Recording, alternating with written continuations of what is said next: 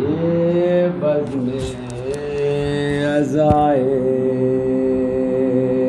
بے سر زہرا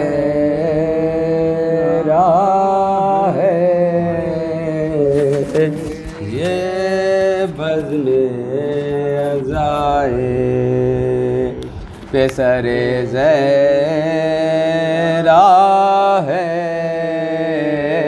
بیٹھو با ادب یہاں گزر زہرا ہے، بیٹھو با ادب یہاں گزر زہرا ہے، اور چادر سے ہر ایک کے اشک کرتی ہے ہر چشم کے اوپر نظر زہرا ہے، ہر چشم کے اوپر نظر زہرا ہے، اے مومنو عجب یہ قیامت کے روز ہے، اے مومنو عجب یہ قیامت کے روز ہے، آل رسول پاک پہ آفت کے روز ہے، ماتم کے دن ہے اور مصیبت کے روز ہے، زہرا کے لال کی یہ شہادت کے روز ہے، جنگل بسا اجڑ کے مدینہ رسول کا سر ان دنوں کھلا ہے، جناب بطول کا جنگل بسا اجڑ کے مدینہ رسول کا سر ان دنوں کھلا ہے، جناب بطول کا ماہ اذا کی شیعوں میں پھر دھوم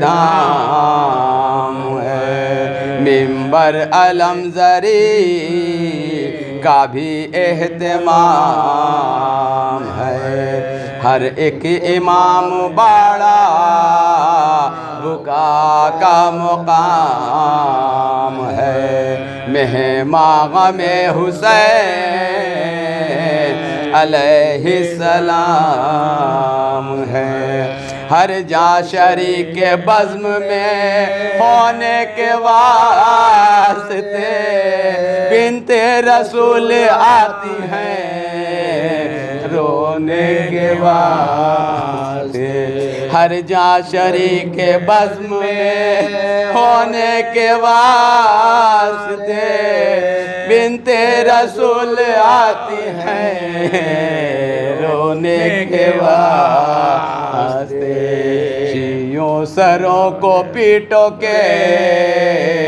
یہ دن عجیب ہے، نرغے میں ظالموں کے خدا کا حبیب ہے، کرب و بلا میں آل کے بگڑے نصیب ہے، دریا پہ آہ پیاسے حسین غریب ہے، فوجوں پہ فوجیں آتی ہیں ایک جا کے واسطے، پانی ہے بند گھاٹ کا مہماں کے واسطے، فوجوں پہ فوجیں آتی ہیں ایک جا کے واسطے، پانی ہے بند گھاٹ کا مہماں کے واسطے، اے مومنو عجب یہ قیامت کے فاتحہ۔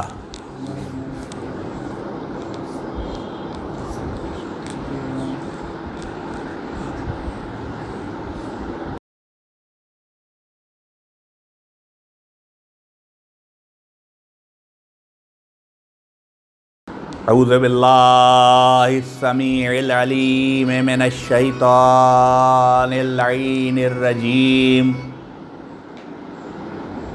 لا حول ولا قوة الا باللہ العلی العظیم، بسم اللہ الرحمن الرحیم، الحمد للہ رب العالمین، والصلاة والسلام علی اشرف الانبیاء والمرسلین وآلہ الطیبین الطاہرین المعصومین المظلومین، ولعنت اللہ علی اعدائہم اجمعین من یومنا ھذا الی یوم الدین، اما بعد، فقد قال اللہ تبارک و تعالی فی کتابہ المبین، وَهُوَ أَصْدَقُ الْقَائِلِينَ وَقَوْلُهُ الْحَقُّ، بسم اللہ الرحمن الرحیم، تِلْكَ أُمَّةٌ قَدْ خَلَتْ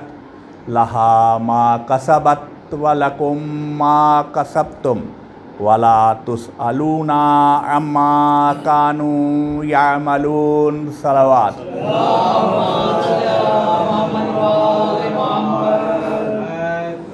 4 تاریخ ہو گئی محرم کی ارباب ادا، اور اب بیان کا تفصیل کا کوئی موقع نہیں رہ گیا، کل سے تو بالکل ہی نہیں رہ جائے گا، کیونکہ شہزادوں کا ذکر شروع ہو جائے گا، بنی ہاشم کے شہزادوں کا۔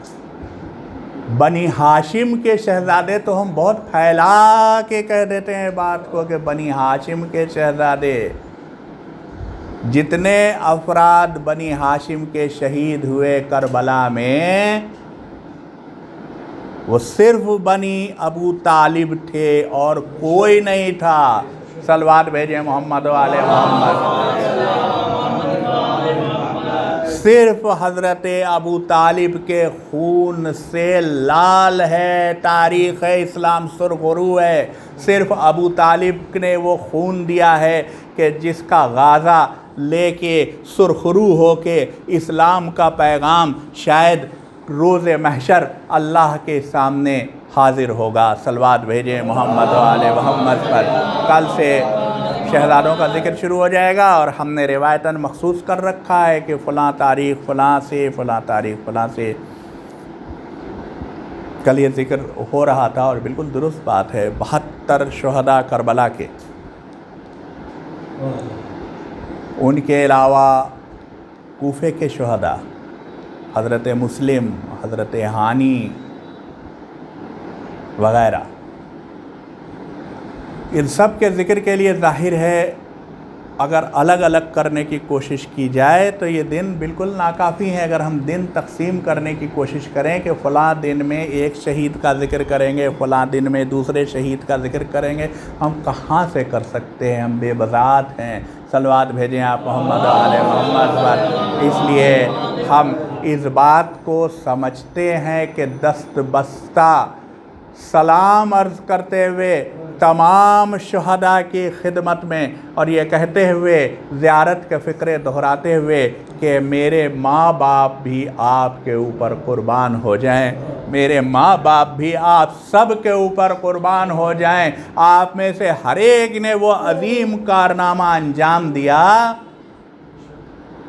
کہ جس کی نظیر دنیا میں کہیں نہیں ملتی ہے سوائے عرض کربلا کے، اور سوائے امام حسین علیہ السلام کے اس قیام سے منسلک جو لوگ ہوئے اور شہید ہوئے ان لوگوں کے، اور کہیں نہیں ملتی۔ اب رہ گئی بات اس آیت کی کہ جس کے اوپر میں نے سرنامہ کلام بنایا، اور جس کے اوپر تمہید میں نے کل عرض کیا تھا کہ میں کوشش یہ کر رہا تھا کہ تھوڑا سا تاریخ سے یہ جسٹ اس بات کا فہم کہ واقع کربلا تک حالات کس طرح سے پھیلتے ہوئے پہنچے، یعنی انسانوں کی فکر جو ایک قوم کا جو ایک ضمیر یا ایک قوم کے جو سوچنے کا طریقہ ہوتا ہے وہ قریش کا طریقہ کس طرح سے بدلا اور بدلتے بدلتے کربلا کا واقعہ رونما ہوا، اس کو سمجھانے کی، اس کو سمجھنے کی تھوڑی کوشش کی جائے بیٹھ کر کے۔ اور دوسرا میں نے یہ ارادہ کیا تھا کہ کلام پاک میں اس سے پہلے جو آیتیں نازل ہوئی ہیں، جس آیت کا میں نے کی تلاوت کا شرف حاصل کیا ہے، تو ان کو بھی آپ کے سامنے پیش کر دوں گا تاکہ آپ کے ذہن میں اس کی تصویر رہے، مگر اب موقع نہیں رہ گیا، اس لیے میں اس کے سلسلے میں جو آیتیں پہلے آئی ہیں اشارہ کر چکا ہوں تو وہیں روک رہا ہوں۔ اور آپ لوگوں سے پھر سے یہ گزارش ہے کہ آپ سورہ بقرہ اٹھائیے گا، تقریباً 122-123 آیت سے، اس وقت ایگزیکٹ نہیں یاد ہے، یہ تذکرہ شروع ہو گیا ہے، بنی اسرائیل سے گفتگو ہو رہی ہے، بنی اسرائیل سے گفتگو ہو رہی ہے، تذکرہ شروع ہو گیا ہے اور یہ مسلسل چلتا چلا آیا ہے۔ حضرت ابراہیم، حضرت اسماعیل، ان کی سیرت کا، ان کی تعریف کا، ان کے جو رتبے عطا ہوئے، ان کو جو امامت کا رتبہ عطا ہوا، اس کا یہ ساری باتیں ہوتی چلی آ رہی ہیں۔ اور اس ذیل میں یہ بات کہی گئی ہے، بظاہر جو لوگ مخاطب ہیں، ہے نا، جو لوگ مخاطب ہیں وہ کون ہیں؟ بنی اسرائیل۔ مگر جو بات انبیاء ما سبق کی سیرت سے متعلق بنی اسرائیل کی بحثوں کے سلسلے میں ان کے جواب میں سچ تھی، وہی کہیں خدا نخواستہ ہمارے لیے تو نہیں سچ ہوئی جا رہی ہے، تو ہمیں اس کے اوپر نظر رکھنی چاہیے ضرور، اور اس لیے یہ بہت زیادہ ریلیونٹ ہے۔ اب آیت میں پڑھ چکا، ترجمہ کر چکا، کنٹیکسٹ کے اوپر گفتگو کر چکا، تو باتیں دہرانے کا نہ موقع ہے، نہ وقت ہے، نہ کچھ ہے۔ میں آج بھی 2 بجے تک مجلس ختم کر دینے کے ارادے میں تھا، مگر اب صرف 15 منٹ بچے ہیں اور مصائب کے اوپر تھوڑا وقت لگے گا۔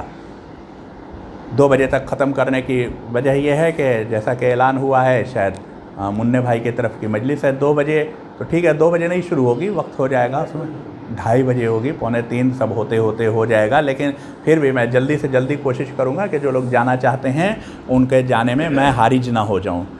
تو مگر ایک چیز میں ریپیٹ کروں گا، ایک چیز جو میں پہلے پڑھ چکا ہوں وہ میں ضرور دہراؤں گا، اور وہ ہے جو کچھ پڑھا گیا ہے اس کا اقتباس، اس کی جسٹ، اس کی سمری، وہ کیوں دہراؤں گا؟ تاکہ بچوں کے ذہن میں باتیں صاف ہو جائیں۔ ممکن ہے کہ کچھ باتیں بیان میں اور سننے کا جو فاصلہ ہوتا ہے ترسیل کا، اس کی وجہ سے ان کا مفہوم غلط یا کبھی کبھی الٹا بھی ممکن ہے کہ کسی ذہن میں بیٹھ گیا ہو، تو وہ نہ ہو، وہ صاف واضح ہو جائے بات، تو اس لیے صرف جس دہراؤں گا۔ تو جلدی سے صلوات بھیجیں محمد علیہ وسلم۔ میں نے پہلی تاریخ سے جس سلسلے میں گفتگو کی اور جو نکات قائم کیے، میرا اپنا خیال یہ ہے کہ ثابت ہے جو ان آیات سے، وہ یہ ہیں۔ پہلا، امام اپوائنٹ کرنے کا حق اللہ کے علاوہ کسی کو نہیں، امام اپوائنٹ کرنے کا حق اللہ کے علاوہ کسی کو نہیں۔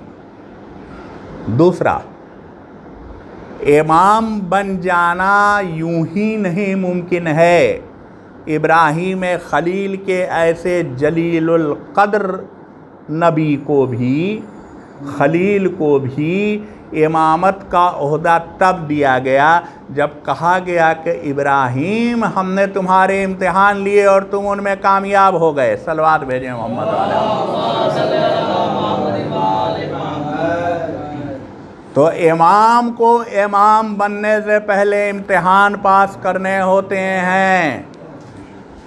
سمجھ رہے ہیں نا سب بچے؟ اگر اس میں روک کے پوچھنا ہو تو پوچھ لو، اگر کوئی کنفیوژن ہو رہا ہے تو۔ کوئی کنفیوژن تو نہیں ہے، صاف ہے نا؟ پہلا، امام صرف اللہ معین کر سکتا ہے۔ دوسرا، امام اللہ یوں نہیں معین کر دیتا بغیر امتحان لیے اور امتحان میں پاس ہونا دیکھے۔ اور تیسرا، بچے سمجھ جائیں، اس لیے مثال دے رہا ہوں، نیٹ کا امتحان دینے کے لیے جاتے ہیں نا، ایم سی کیو آتا ہے، نیٹ کا ایک طریقہ بنا ہوا ہے، ایم سی کیو ہے، آپ نے ایم سی کیو کے اوپر ٹک ٹک ٹک ٹک ٹک ٹک لگایا، آپ پاس مارک تک آ گئے، کمپلیٹ کر گئے، آپ کا اپوائنٹمنٹ ہو گیا, آپ وہ سلیکشن ہو گیا آپ کا, آپ MBBS میں داخلہ لے لیجیے گا. کوئی کسی کا ڈسکریشن تو ہے نہیں, کوئی روک ٹوک تو ہے نہیں. تو امامت کے امتحان کے سلسلے میں یہ بھی نہیں ہے کہ اللہ نے ایک سسٹم بنا دیا ہو اور آپ اس سسٹم پر یہ امتحان کا فارم ہے, اس امتحان میں شامل ہوئیے, یہ چیز کر کے پاس ہو جائیے آپ امام بن جائیے گا. نہ, پاس ہونا تو صرف پریلیمنری ٹیسٹ ہے کہ آپ پاس ہو گئے تو اب آپ اس قابل ہوئے کہ اللہ آپ کو دیکھے کہ امامت کا عہدہ عطا کر سکتا ہے کہ نہیں. کر بھی سکتا ہے, نہیں بھی کر سکتا ہے, اس کی مرضی ہے. صلوات بھیجیں محمد والے.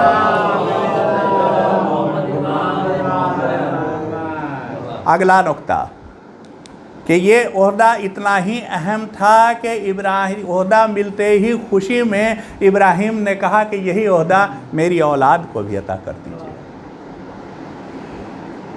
اللہ نے نہ تو عطا کر دیا, جیسے بعد میں حضرت موسیٰ کے سوالوں کے دعاؤں کے جواب میں اس نے بالکل کھلے الفاظ میں عطا کیا ہے. حضرت موسیٰ دعا بہت مشہور ہے, بہت لوگ پڑھتے ہیں, رب اشرح لی صدری ویسر لی امری واحلل عقدۃ من لسانی, اور اس کے آگے بڑھتے چلے گئے ہیں, ہارون کو میرا ولی بنا دے, میرا وزیر بنا دے, اس سے میری پشت کو مضبوط کر دے. تو جیسے ہی ان دعاؤں کا ذکر ختم ہوتا ہے ویسے ہی آیت آتی ہے قد اوتیتا سؤلک یا موسیٰ, موسیٰ جو تم نے مانگا تھا وہ سب تم کو دے دیا گیا, گرانٹیڈ.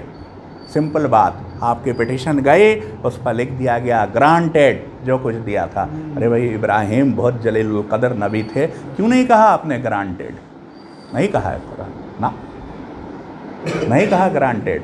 شاید یہ ہے کہ موسیٰ جو دعائیں مانگ رہے تھے وہ بہت آسان چیزیں تھیں جو وہ مانگ رہے تھے, امامت نہیں مانگ رہے تھے. امامت وہ بھی اپنے لیے نہیں, ذریت کے لیے امامت نہیں مانگ رہے تھے. جو باتیں مانگ رہے تھے وہ بہت آسان تھیں کہ میرے سینے کو کشادہ کر دے, میری زبان کی گرہ کو کھول دے, میری بات لوگ سمجھ جائیں, میرے بھائی ہارون کو میرا وزیر بنا دے, اس سے میری پیٹھ کو مضبوط کر دے. گرانٹیڈ, جاؤ دے دیا. صلوات بھیجیں محمد. نہیں کہا حضرت ابراہیم سے. حضرت ابراہیم نے کہا ومن ذریتی, ارشاد ہو سکتا تھا گرانٹیڈ, جاؤ دے دیا. تمہاری ذریت بھی امام ہو جائے گی, تم امام تمہاری ذریت امام, کیا مشکل تھی. نہیں کہا.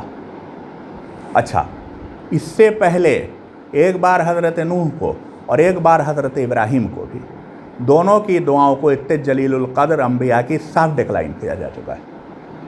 حضرت نوح دعا کرتے ہیں جب ان کا گمراہ بیٹا ڈوبنے لگتا ہے تو کہ یا اللہ یہ ڈوب رہا ہے, میری ذریت, میری نسل, میرا بچہ ہے. باپ کا دل ہے گمراہ صحیح, بچے کے لیے مچلتا تو ہے, نہیں بچ سکتا, میرا فیصلہ ہے ڈوبے گا, ڈوب گیا. ٹھیک ہے نا. خود حضرت ابراہیم نے اس سے پہلے جب دعا کی تو کہہ دیا گیا آزر کے سلسلے میں کہ اس کے بارے میں دعا مت کرنا, ہم نہیں قبول کریں گے.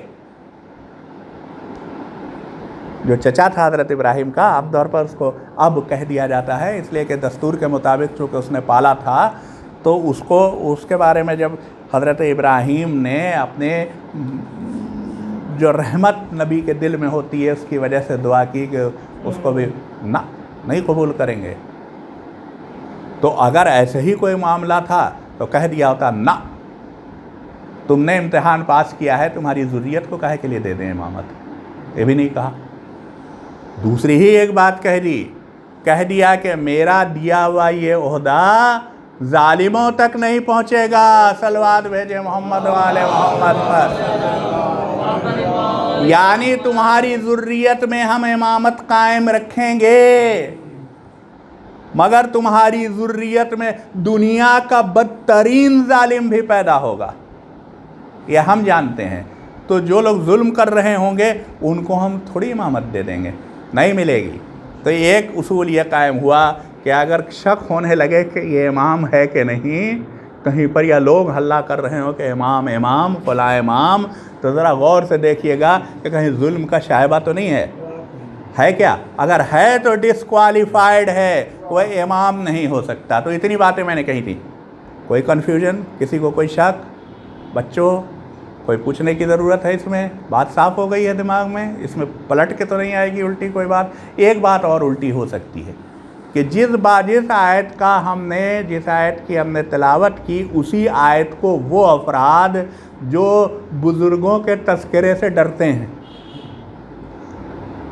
है ना, कल जिक्र हो रहा था मजलिस में इस बात का, लोग हज़रत अबू तालिब के तज़किरे से बहुत डरते हैं कुछ लोग, है ना। तो वो लोग जो बुज़ुर्गों के तज़किरे से डरते हैं, अरे छोटी सी बात, आप विकीपीडिया के ऊपर जा करके अगर देखिएगा ना, कुछ लोगों का कल मैं हज़रत हुर के बारे में ढूंढ रहा था तो किसी साहब ने इस पर कमेंट लगाया हुआ है कि इसमें बहुत ज़्यादा इंट्रिकेट डिटेल इस मजमून में डाल दिए गए हैं जिसकी कोई ज़रूरत नहीं थी। काहे इंट्रिकेट डिटेल डाल दिए गए हैं? इसलिए कि वो डिटेल्स पढ़ने वाला दुनिया का हर कोई पढ़ेगा विकीपीडिया के ऊपर, और उसको पढ़ के आपकी औकात पता चल जाएगी।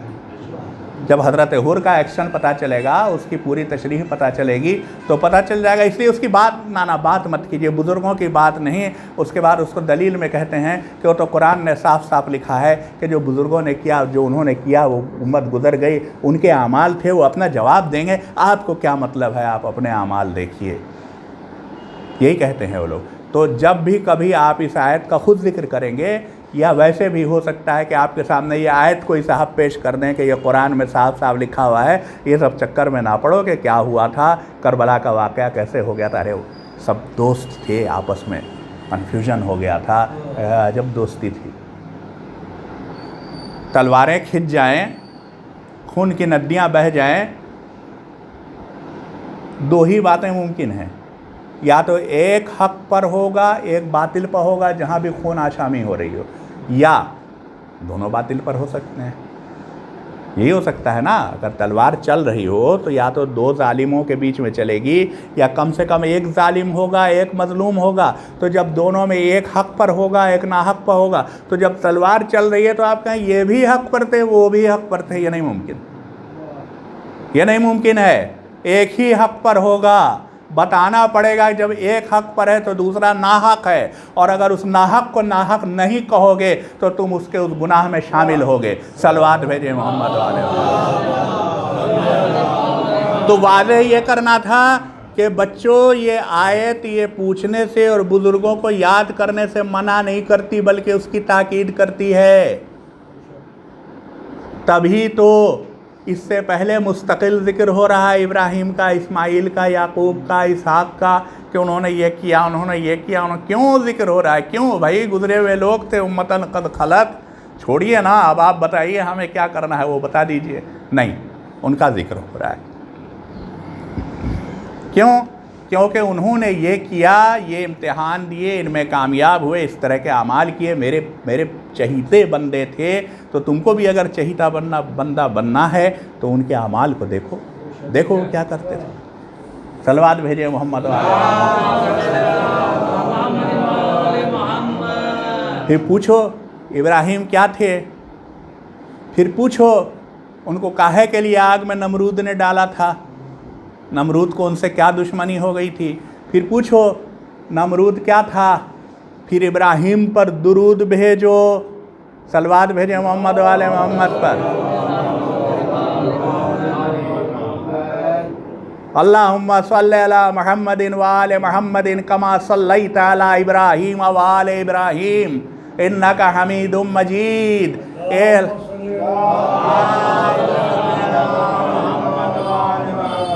ए अल्लाह, सलवात भेज मोहम्मद व आले मोहम्मद पर, वैसे ही जैसे तूने सलवात भेजी इब्राहीम पर और आले इब्राहीम पर, बेशक तू ही हमीद व मजीद है। तो ये आपको देखना पड़ेगा मोहम्मद क्या कर रहे हैं, इब्राहीम के पैगाम को आगे लेकर के चल रहे हैं। जो पैगाम इब्राहीम ने शुरू किया था, अब उसकी तकमील करने, उसके ऊपर एंड नोट लिखने, इसको ख़त्म करने, उसका ज़मीमा लिखने के लिए बैठे हैं। और बैठे हैं तो उस कुर्बानी को भी मुकम्मल करने के लिए बैठे हैं जिसका वादा इब्राहीम ने किया था। तो ये जानना पड़ेगा। देखो इब्राहीम कौन थे,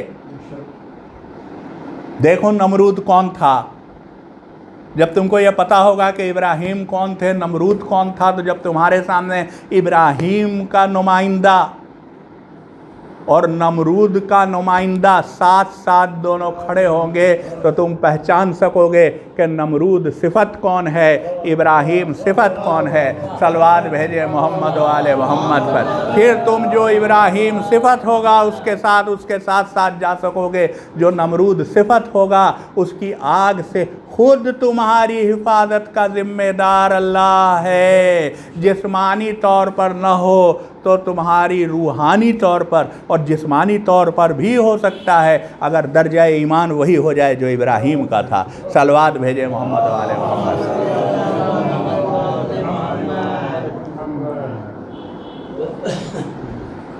تو جناب جب واقعہ کربلا رونما ہوا تو یہ بات واضح کر دینا ضروری ہے، بہت خطرناک مرحلہ ہے، بہت خطرناک۔ ہم لوگ آج سوچتے ہیں ہم ہوتے مولا یہ کرتے، مولا کاش کہ ہم ہوتے، ہم نہیں تھے ہم یہ کرتے۔ جو لوگ تھے وہ پہچانتے تھے مولا کو، ایسا نہیں کہ نہیں پہچانتے، بہت اچھے سے پہچانتے اور اچھے طریقے سے پہچانتے تھے مولا کو، بہت اچھے طریقے سے یزید کو جانتے تھے۔ مگر ایک چیز جو اللہ نے خلق کر رکھی ہے نا، جو نفس ہے، نفس امارہ، حرام کی طرف لپکنے کی، حرام کا میرا پیٹ ٹھس جائے، چاہے آگ سے ہی جہنم کی کیوں نہ ہو، بھرا ہو ہر طریقے سے، ہمیں عیش و آرام اور خوف، یہ دو چیزیں خارج ہوتی گئیں اور لوگوں کو چھانٹتی چلی گئیں۔ یزید کی طرف انبوہ جمع ہو گیا اور حسین کی طرف کربلا کے میدان میں 72 ورنہ اور بھی ہیں۔ ایک چیز اور واضح کر لوں، چلو جلدی سے کر دیتا ہوں۔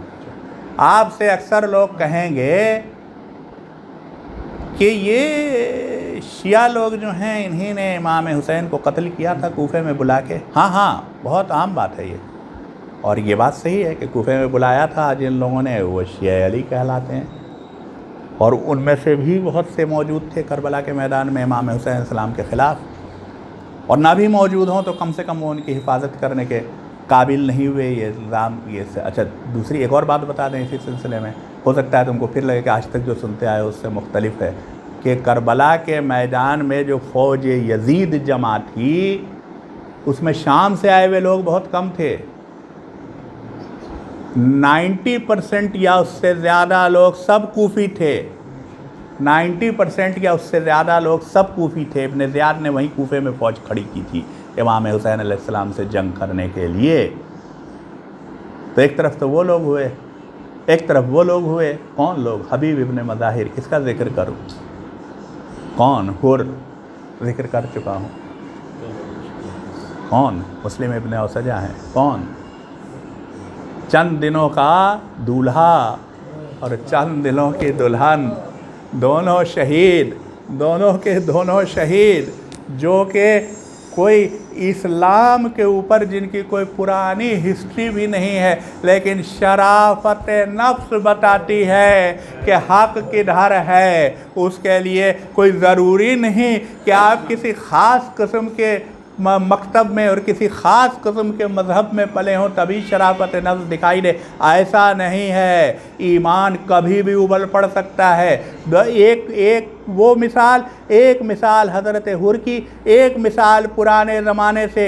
آپ کو یاد ہے حضرت موسیٰ کا مقابلہ کرنے کے لیے بلایا تھا فرعون نے، جو حضرت موسیٰ کے مقابلے پر جو لوگ آئے تھے جادوگر، کہ اپنے جادو کا شعبدہ دکھائیں، تو انہوں نے اپنی رسیاں پھینکیں تو ایسا لگا جیسے دوڑتے ہوئے سانپ، اور تو اور موسیٰ جیسا پیغمبر اپنے نفس کے اندر ڈر گیا۔ میں نے نہیں کہا ہے، میں الزام نہیں لگا رہا ہوں، قرآن نے کہا ہے کہ اپنے نفس کے اندر دل موسیٰ ڈر گئے، تو ہم نے الہام کیا، ڈرو مت موسیٰ، جو تمہارے ہاتھ میں ہے وہ پھینک دو۔ حضرت موسیٰ نے ایسا پھینکا، یوں ہی بیان کرتا ہے قرآن، وہ رسیاں جو سانپ دکھائی دے رہی تھیں ان کو ایسا نگل گیا اور پھر سے ایسا بن گیا۔ جادو خود ہی ایک گناہ عظیم ہے، عظیم ترین گناہوں میں سے جادو کرنا، سیکھنا، سکھانا۔ جادوگر جو نبی کے سے مقابلہ کرنے کے لیے نبی اللہ سے آئے تھے، ایک لمحہ ان کو نہیں لگا، سجدے میں گر کے کہتے ہیں کہ ہم ایمان لے آئے اللہ پر، جو موسیٰ کا اور ہارون کا رب۔ اور فرعون نے اس جرم میں کہ وہ ایمان لے آئے ان کے ہاتھ پیر قطع کیے اور ان کو سولی دی۔ بہت بڑے شہید ہیں وہ، بہت بڑے شہید ہیں۔ کتنی دیر لگی؟ کئی سیکنڈ لگے؟ کئی سیکنڈ لگے ادھر سے ادھر آنے میں؟ تو بہت کچھ اس کے لیے دل کو تیار کرنے کے لیے یقیناً تربیت کی ضرورت ہوتی ہے۔ پھر غلط مطلب مت نکال لینا، یہ نہیں ہے کہ شریعت وریعت چھوڑ دو، اس سے کچھ نہیں ہوتا، ایسا میں نے نہیں کہا ہے۔ بالکل شریعت کے ساتھ لگے رہو گے تو اس کا امکان بڑھتا جائے گا، دل میں یہ بات بڑھتی جائے گی، مگر اس چکر میں بھی مت رہنا کہ فلاں جو ہے وہ یہ کرتا تو نہیں دکھائی دیتا تو وہ پتہ نہیں کہتا، کس کے دل میں کیا آئے گا، کب کیا ہوگا، اللہ جانتا ہے۔ خیر، تو میں ان تمام شہداء سے دست بستہ کہ اے ناصران امام، یہ ذکر کرنے والا امام حسین کا قاصر ہے کہ آپ کے نام لے، الگ الگ آپ کی شجاعتوں کا ذکر کرے، الگ الگ آپ کے مصائب کا تذکرہ کرے، آپ سب کے سامنے سلام کرتا ہے، اپنا سر نیاز، اپنا سر تسلیم خم کرتا ہے اور اللہ سے دعا کرتا ہے کہ آپ کے ایسا ہی ولولہ ہمارے دلوں میں بھی، میرے دل میں، ہمارے بچوں کے دلوں میں، ہماری قوم کے دل میں، ہم سب کے دل میں، انسانیت کے دل میں اس کو عام کر دے، اس کو عام کر دے، اس فہم کو جتنا زیادہ ہو سکتا ہے۔ لیکن میں نے محسوس کیا کہ خصوصاً کچھ ایک نام ہیں جو بڑی اہمیت کے حامل ہیں اور ان کا تذکرہ کرنے سے ذاکرین رہ جاتے ہیں عام طور پر۔ مثلاً ایک نام لینے جا رہا ہوں کہ آپ نے تذکرہ ادھر ریسنٹلی حال فی الحال 1-2 محرم کے اندر کبھی سنا ہے، اس محرم یا پچھلے محرم میں، قیس ابن مسہر سیداوی، کسی نے سنا ہے نام؟ حضرت قیس بن مسہر سیداوی الاسدی، کسی نے نام سنا؟ نہیں سنا نا، یہ ہم لوگوں کی کمی ہے، ہم یہاں جو بیٹھتے ہیں۔ قیس ابن مسہر سیداوی کی ایک امتیازی حیثیت ہے، تمام شہداء سے میرے پاس کوئی حق نہیں ہے کہ میں کسی کو کہوں کہ ان کی حیثیت بڑی ہے، ان کی حیثیت کم ہے، لیکن حالات کے حساب سے اور ہمارے لیے زیادہ نمونہ عمل اور مشعل راہ مثلاً قیس ابن مسہر سیداوی بنیں گے۔ قیس ابن مسہر سیداوی کون ہے؟ چلیے بتاتے ہیں۔ قبیلہ بنی اسد کے برانچ، اس کا ایک خاندان ہے، بنو سیدہ کے فرزند ہیں، بڑے سخی، بڑے جلیل القدر، بہت خوش مزاج انسان مشہور ہیں، کوفے کے رہنے والے ہیں۔ جب کوفے والوں نے امام حسین علیہ السلام کو خط بھیجا تو پہلا خط روایتوں میں ہے کہ 10 رمضان کو مکے میں پہنچا امام حسین علیہ السلام کے پاس، پہلا بیچ خطوں کا، کئی بیچ گئے تھے۔ 12 رمضان کو 150 خطوط لے کے قاصد بنایا گیا تھا قیس بن مسہر سیداوی کو کوفے سے۔ قیس بن مسہر سیداوی 150 خط لے کے امام حسین علیہ السلام کی خدمت میں مکے میں حاضر ہوئے۔ یہ 12 رمضان تھی، 2 دن بعد حاضر ہوئے۔ امام حسین علیہ السلام نے ان سے کہا توقف کرو، جواب دوں گا۔ 3 دن تک رکے رہے۔ 3 دن کو 15 رمضان کو امام حسین علیہ السلام نے کوفے والوں کے نام خط لکھ کے ان کو بھیجا۔ پھر امام حسین کا خط کوفے لے کے گئے، پھر آئے۔ حضرت مسلم کا ساتھ بھیجا امام حسین علیہ السلام نے کہ مسلم کا ساتھ دو۔ کیونکہ ظاہر ہے کہ پرانے زمانے میں کمیونیکیشن کے لیے یہ وسائل تو تھے نہیں نا کہ وہاں پر فون سے بات ہو رہی ہوتی کہ ہم یہاں پہنچے، یہ ہوا۔ تو جو لوگ ایسے مشن پر جاتے تھے ان کے ساتھ اور لوگ جاتے تھے کہ جو پیغام رسانی کر سکیں۔ تو حضرت مسلم جب گئے تو ان کے ساتھ جو لوگ گئے تھے ان میں قیس ابن مسہر سیداوی بھی تھے۔ تو حضرت مسلم نے منزل سے ایک خط امام حسین علیہ السلام کو لکھ کے بھیجا، وہ خط لے کے آئے۔ پھر امام حسین علیہ السلام نے حضرت مسلم کے اس خط کا جواب لکھا مکے میں. آپ دیکھیں محنت کتنی کر رہے ہیں. مطلب ہم لوگ آپ دیکھیے اس زمانے کی یہ تگ و دو دیکھیے. صرف اس گرمی میں اس زمانے میں عرب کے صحرا میں آج کے وسائل نہیں تھے کہ کار پر بیٹھے اے سی کار پر اور چلے گئے. آپ غور کر رہے ہیں. مطلب ہم اگر ان کی جگہ پہ ہوں تو پھر امام حسین کا خط لے کے حضرت مسلم کے پاس گئے. پھر حضرت مسلم کے ساتھ رہے. کوفے میں حضرت مسلم وارد ہوئے تب تک ساتھ ہیں. جب حضرت مسلم مختار کے یہاں مقیم ہو گئے، مہمان ہو گئے، تو وہ کوفے سے نکلے بنی اسد میں گئے. اور بنی اسد میں جا کے انہوں نے لوگوں کو بتایا کہ مسلم کوفے میں آ گئے ہیں، امام حسین علیہ السلام تشریف لانے والے ہیں، تو ان کی نصرت کے لیے تیار ہو، تم لوگ تیار ہو. یعنی نفری طاقت، فوجی طاقت جمع کرنے کے لیے بھی گئے. اور اس کے بعد جب حضرت مسلم نے خط لکھا ہے کہ 30,000 کوفیوں نے آپ کی بیعت کر لی ہے، وہ خط لے کے امام حسین علیہ السلام کی خدمت میں گئے. پھر تب سے وہ امام حسین علیہ السلام کے ساتھ ہم رکاب رہے ہیں. مکے سے امام حسین علیہ السلام نے جب سفر کیا تو قیس بن مصر سیداوی ان کے قافلے میں ساتھ تھے. یہاں تک کہ کچھ تاریخوں کے حساب سے کربلا سے تھوڑا پہلے جب حضرت امام حسین علیہ السلام کو حضرت مسلم کی شہادت کی خبر نہیں تھی تب. لیکن یہ روایت زیادہ مستند اس لیے نہیں ہے کہ جو خط انہوں نے لکھا تھا وہ حضرت مسلم کے نام نہیں، کوفے والوں کے نام تھا جو قیس بن مصر سیداوی کو انہوں نے دیا ہے. اور بعض روایتوں کے حساب سے جب 2 محرم کو وارد کربلا امام حسین علیہ السلام ہو چکے ہیں اور حر کا رسالہ ان کو گھیرے ہوئے ہے، اس وقت انہوں نے قیس بن مصر سیداوی کو یہ اسائنمنٹ دیا. کتنا خطرناک وقت ہے. ہم لوگ سمجھ رہے ہیں، چشم تصور سے دیکھ سکتے ہیں کیا. امام حسین علیہ السلام کا قافلہ ابن زیاد کے حکم سے گھیرا جا چکا ہے، کربلا میں محاصرے میں ہے. اس محاصرے سے کسی کو بھیجنے کی، کسی کو حسین کا خط لے کے جانے کی ہمت کرنا ہی کتنے بڑے کلیجے کا کام ہے. ذرا دل کے اوپر ہاتھ رکھ کے سوچنا. باقی اصحاب با وفا وہیں موجود ہیں. کم سے کم اتنا تو ہے کہ جس کو کہا جاتا ہے ایک گروپ اسٹرینگتھ، ایک دوسرے کا دل بڑھا سکتے ہیں، ایک دوسرے کو نصرت کے لیے آمادہ کر سکتے ہیں. امام حسین وہیں کے وہیں موجود ہیں. ان سے فیضیاب ہو سکتے ہیں، ان کے چہرے ایمانی سے، ان کے نور سے ایمان حاصل کر سکتے ہیں، ان کے پرسنالٹی کی مقناطیسیت سے، ان کی شخصیت کی مقناطیسیت، میگنیٹزم سے متاثر ہو سکتے ہیں. قیس اکیلے اس خطرناک سفر کے اوپر سفر کرتے ہوئے کوفے کی طرف گھوڑا دوڑتا جا رہا ہے. قیس امام کا خط لیے چلے جا رہے ہیں.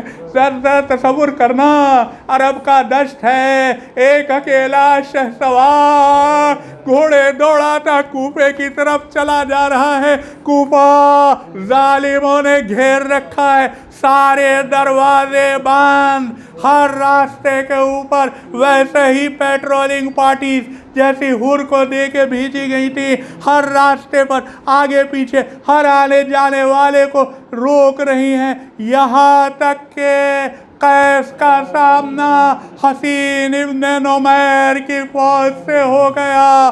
حسین نے ان کو گرفتار کیا. قیس کی جانبازی دیکھیے، انہوں نے سب سے پہلے نام حسین ٹکڑے ٹکڑے کر کے ضائع کر دیا. ہاتھ بندھے ابن زیاد کے سامنے پیش کیے گئے. اب سن لو، جرأت سن لو، اب سنو کہ حسینیت کیا ہوتی ہے. تنہا ہے قیس، مسلم کی شہادت سے باخبر، کوفے کی غداری سے واقف، ظالم حاکم کے سامنے ہاتھ بندھے کھڑا ہے. ابن زیاد پوچھتا ہے تو کون ہے؟ قیس اپنا نام نہیں بتاتے، کہتے علی اور حسین کے شیعوں میں سے ایک ہوں. کہتے ہیں علی اور حسین کے شیعوں میں سے ایک ہوں.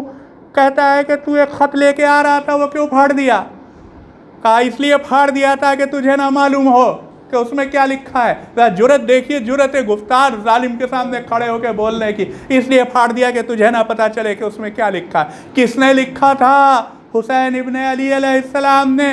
کس کو لکھا تھا؟ کوفے کی ایک جماعت کو. ان کے نام نہیں بتاتا.